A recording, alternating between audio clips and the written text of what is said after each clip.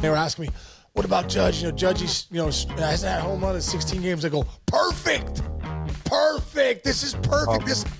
This couldn't be lining up better for the Yankees because that just means Judge is about to get super hot, and then everyone else is going to follow and right into the postseason, and that's what's happening right now. And I'm in love with the good life. Can't give it up. Make it to the top. Keep climbing. I wanna live it up. The good life. I'm coming up. I'm coming up. The good life. Good life. Oh, good life. Good life. Boom, coming in hot, Cincy. How we doing, brother? What's going on Monday? Monday, big weekend in the Casey family, big weekend for all baseball fans out there, if you like a team or if you don't like a team. But, dude, let's kick things off with a little inspiration from the Casey family, dude. Where were you over the weekend? Dude, I don't know if I've ever, obviously I've had so many proud moments with my kids, but like my son Andrew ran the Air Force Marathon out in Dayton, Ohio. And dude, he trained like 8 weeks for it. 2 months ago, I was like, Dad, I want to do something hard. I'm like, yeah, what are you going to do? Like 100 push-ups? He's like, no, I'm going to go run a marathon. I go, what? I go, okay, that's cool. When do you run the marathon? He's like, in eight weeks. 8 weeks. Dude. So, dude, Chinch, he said he started to shut down about the 14-mile point. There was not a cloud in the sky. It was 90 degrees in Dayton, Ohio, dude. It was so hot. No shade. And I was like, man, I don't know if he's going to make it. And, dude, I said, I always say when you do hard things, you're going to hit 3 to 5 walls where you're like, I'm done. I can't do it anymore. He said he got the mile 17. He now is walk jogging because he was just, exhausted. And everyone was cramping and, people were getting taken off in stretchers. It was incredible. Heat exhaustion. And Here comes Andrew at like 22. And he's like, he said at 17, he was thinking about shutting down because he was figuring out doing the math. He's like, every 4 miles takes me like an hour and 10 minutes. So that's like, he had 9 miles to go. So it was going to take him like almost 2 hours and 45 minutes, 3 more hours. And he said at the point his body was shutting down. He's like, I'm not going to make it. And he said he was listening he loves Chris Williamson, who's a big podcast guy. He said he was listening to Chris Williamson and David Goggins. And he said Goggins, obviously that Navy SEAL, was like, just take one more step. Just take one more step. And he's like, that's what I did. He's like, I knew I had one more step. I knew I could take one more step. And, dude, when he got to the finish line, bro, at 26, and he was coming up, I videoed him. I'll have to send you the video. It was so freaking cool, man. I started he crossed the finish line and started crying. I started bawling. Gave him a big hug, and he was like, that's the hardest thing I've ever done, Dad. And I was like, wow, dude, that's incredible. So I just want to hats off to Andrew, man. Yeah, and, man. dude, what's funny is, Chinch, they had 2 F-15s flyovers. And then they had 8 people jump out of a plane like paratroopers. What? Well, dude, Andrew's already jumped out of a plane. So I go, well, dude, you already did that. I go, this marathon's going to be a cakewalk. But he's like, after the marathon, I go, what would you rather do? He's like, I'd rather jump out of the plane every day of the week than run a marathon. I can imagine, dude. I do not have the capacity, but that's mental capacity, what you always talk about in Breakthrough Pro and all that stuff. Dude, that's what it is, dude. And hats off, dude. Hats off to all the people out there. I don't know how many people, because it's not an easy thing to do. Hats off to all the people that have run a marathon in their life, dude. The resiliency and the training and the mental fortitude you have to get through it is incredible. And, dude, I became the biggest cheerleader at 22. I'm like, you got this, man. 4 more. Like, everybody's going by because Andrew was at like 20 when we got to 22. So everyone was going by. I was like, you got this, bro. You got this. 4 more miles. That's so great. I was like, thank God I'm cheering these people on and not running this thing, bro. That's amazing. It's amazing. amazing. My God. Well, speaking of cheering, man, we saw it before the weekend started. Brandon Nimmo, in his post-game interview the other night, yelling to the fans, we need you this weekend. We need you this weekend. Dude, I was at the Sunday night baseball game last night with Jess, obviously, and some of our family. The fans came out this weekend. I have not seen Citi Field like that. No offense to the team that went to the World Series a couple years ago. I have not seen it like that since like the late 80s. Wow. At a Mets game. Really? It was intense, and that was an unbelievable win against Zach Wheeler last night, dude. They're here, and now here it comes. Mets heading to the Braves for the next series. All the marbles, This dude. is it. This is it, man. All the marbles in Atlanta. They're up 2 right on the Braves. They're tied with the Diamondbacks now too. They're creeping up. So the Diamondbacks are now in the mix. They have to win too. So this is getting really fun. But yeah, that Braves Mets series is going to be huge. They sent a message against the Phillies. You know, they really did. They sent a message. What they take 2 out of 3 against the Phillies? Yeah, and by the way, they reset their rotation for the Brave series, so they were back and kind of into this series, and also still no Lindor until maybe Tuesday or Wednesday. Okay, yeah, I saw McGill started last night, but they got that big 2-1 win, and they're doing it without Lindor, which has been incredible. But yeah, the pitching's been great. It's getting fun, dude. It's getting fun out there in New York. I mean, even when you you see the Mets doing their thing, and then you see Judge hit his 55th home run. The Yankees are, about to win the division. Obviously, it probably clinched. Did they clinch it already? They clinched the division yet? I mean, it's about a foregone conclusion, if not. Pretty much. There's 6 games up, so I'm pretty sure today's the day or whatever. Yeah.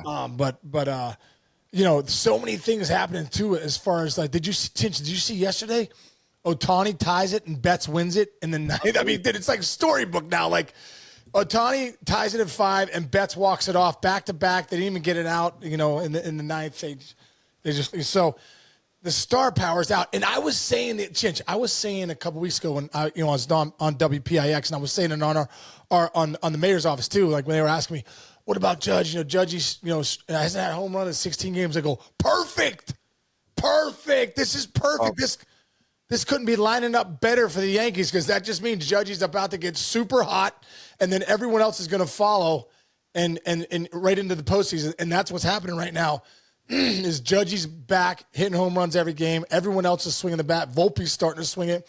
So the Yankees are right where they need to be rolling into this postseason, dude. Yeah, go ahead. I was going to say one more thing. You mentioned Volpe just because this is your guy and you worked with him so much last year, and you said the power will come, the homers will come. He hit the furthest home run of his career in Oakland the other day. Furthest of his career, I think, was 413, 415. Dude, he's got some pop. Volpe's got some pop, man. He's a better hitter this year, too. Like, the standards in New York are so high. I mean, it's ridiculous. You know what I mean? So like, it's almost like if he's not doing, at 750 OPS, I mean, Volpe's he's playing Gold Glove defense. He's doing everything he can do. He's got 12 bombs or 13 bombs. He's hitting for average this year. He's just a guy that Booney relies on every single day. Yeah, and he's standing at the position that Derek Jeter played, dude, in the Bronx. Give me a break. Case, what's that lid you got on right there? Dude, you kidding me? It's my favorite hat. You know me, Chinch. I'm a hat snob, dude. I really am. This is my new Melon hat. I've had it for a few months now, dude. It's incredible. It's super comfortable. The one thing I love about it, too, sometimes you wear hats all the time. They get those sweat stains. This hat doesn't get a sweat stain. It's got unbelievable comfort fitting. It fits perfectly with the snapback on the back. 5 times more durable, I think, than any other hat I've ever had. So, man, this hat's incredible.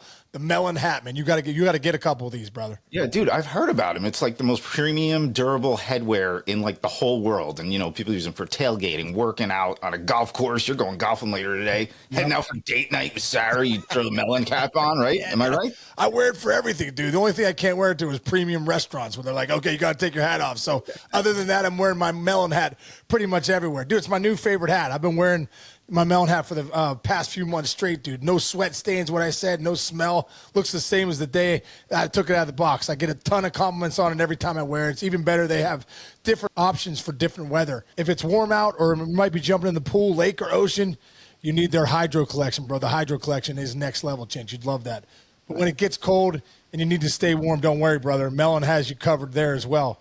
They have a full thermal collection with different levels of warmth to keep you on whatever you need for when the winter's coming up, brother. Big time. Nice. So if you're looking for hats as tough as you, my man, check out Melon.